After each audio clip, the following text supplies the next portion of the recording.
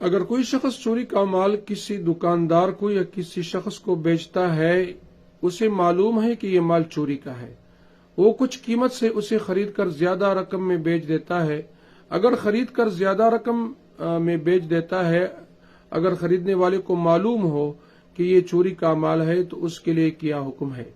और अगर खरीदने वाले को मालूम न हो कि ये चोरी का माल है, तो उसका क्या हुक्म है? जवाब, सूरत मसऊला में अगर पहले से मालूम है कि ये माल चोरी का है, तो शरअन ऐसा माल खरीदना शरअन जायज नहीं है। और अगर खरीदने के बाद मालूम हुआ कि ये माल चोरी का है, तो ये सौदा खत्म करे, मसरूका चीज वापस करके अपनी रकम वापस ले ले।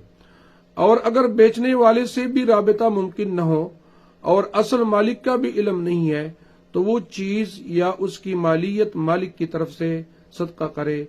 वल्लाहु ताला आलम।